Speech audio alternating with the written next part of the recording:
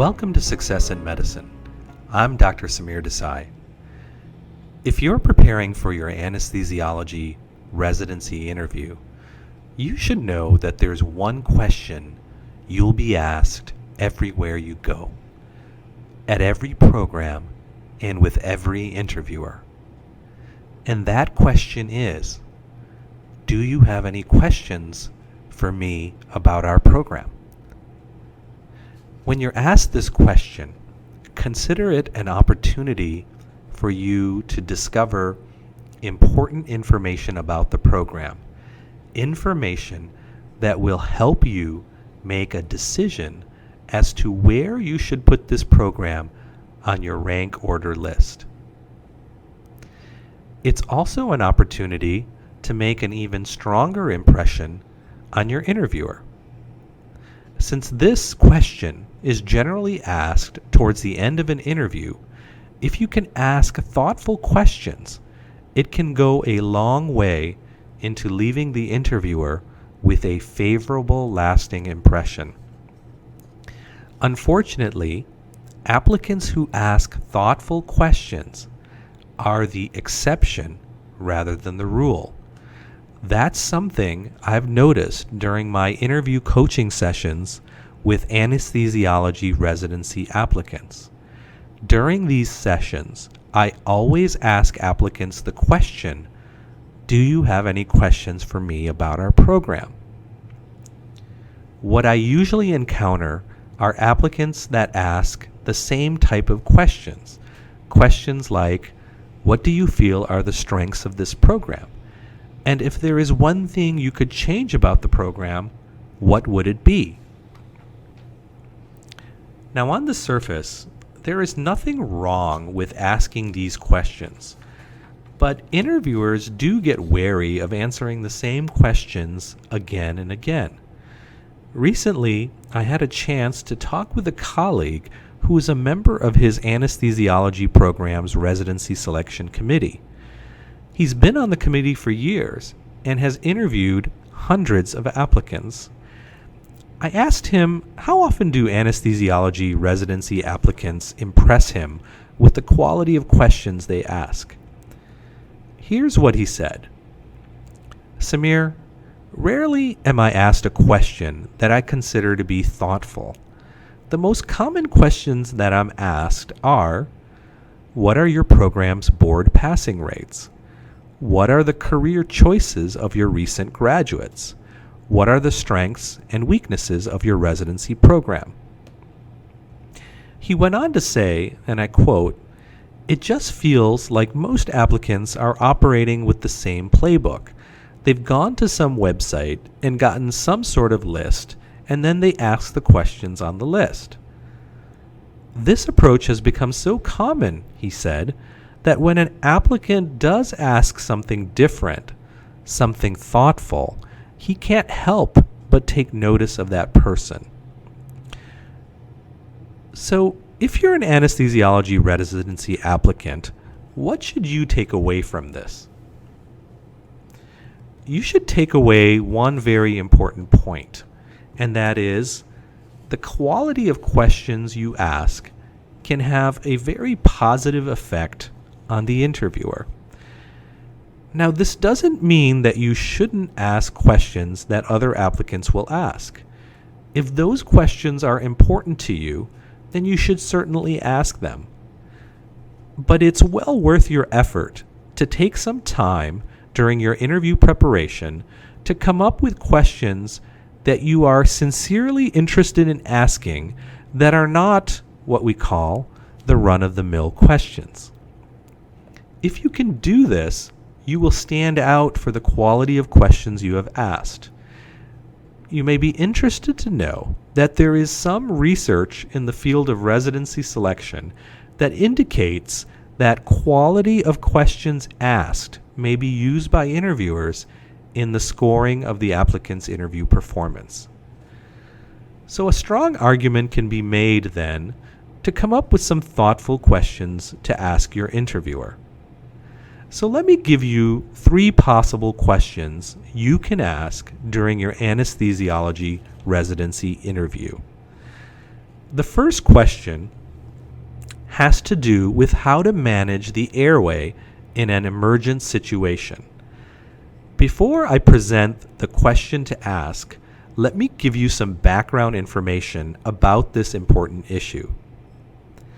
As an anesthesiology resident, you'll of course have to manage the airway before, during, and after surgery. But you will also be called upon to manage the airway in emergent situations, and these situations will often arise outside of the operating room. When these situations occur, we know that they're associated with complication rates of anywhere between 10 and 39%. These include such complications as hemodynamic instability, oxygen desaturation, esophageal intubation, aspiration, and even death. Part of what makes emergent airway management difficult for the anesthesiology resident is that you will often face this situation either alone or with other residents. To be effective in these situations, you obviously must have the proper education, training, and judgment. So a great question to ask your interviewer is about how the program prepares residents in this very important area. However, in asking questions about this, you must be careful in the way that you phrase it. Some applicants might ask, "Do you offer education on difficult or emergent airway management?" However, if you ask it in this manner, it could put the interviewer on the defensive, especially if the program does not offer such training. In fact, research shows that only 1/3 of anesthesiology residency programs offer focused instruction on the management of the difficult airway. To avoid any discomfort, ask it in the following way instead.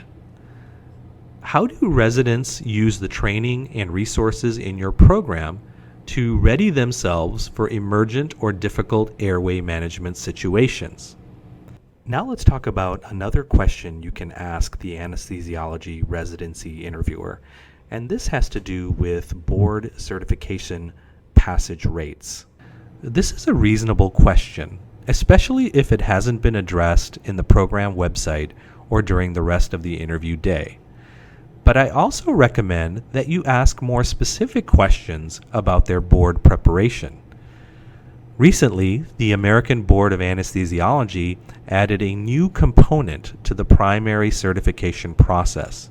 This new component is the objective, structured, clinical examination.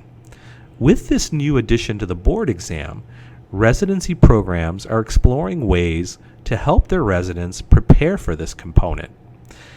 In a recent survey of anesthesiology residency programs, only 31% reported providing mock, objective, structured clinical experiences. Of note, among those programs without such mock experiences, 75% indicated that they had plans to start them. With that said, you can ask specifically about how the program helps their residents prepare for the objective structured clinical examination. And you might like to phrase it as follows. "Dr. Smith, I had a question for you about the new objective structured clinical exam that's been recently added to the anesthesiology board exam. How do residents in your program prepare for this new part of the exam?" A third question to ask has to do with cases performed during residency training. Anesthesiology residency programs often ask their trainees to record and monitor cases performed. Generally, residents self-report all their cases and procedures by entering the information into an online database. This is done in part to satisfy ACGME requirements. Also, hospitals are increasingly asking residency programs to provide case numbers for different cases and procedures. They use this information to make decisions regarding hospital privileges when considering job applicants. You may therefore wish to ask the interviewer about how the program tracks this information and how often these case logs are reviewed. If you happen to be lacking in numbers with a certain type of case or procedure, ask about how you can work with the program to increase your numbers in that area. Meeting minimum case numbers is important, but once those numbers are reached, it doesn't mean that you've achieved proficiency in a particular type of case or procedure. In fact, the optimal number of cases to achieve proficiency is not well established. Therefore, if you feel that you need additional experience with a certain type of case or procedure, perhaps your comfort level is not where you feel it needs to be, ask about ways in which residents can work with the program to obtain those opportunities. So there you have it. 3 important issues in anesthesiology, which are very important for the aspiring anesthesiology resident, along with some examples of the type of questions you can ask about each issue. Not just any questions, but thoughtful questions. I wish you the best of luck during your anesthesiology residency interview. For those of you who are preparing, remember that there are 150 plus pages of detailed interview prep and guidance in our book, The Successful Match 2017.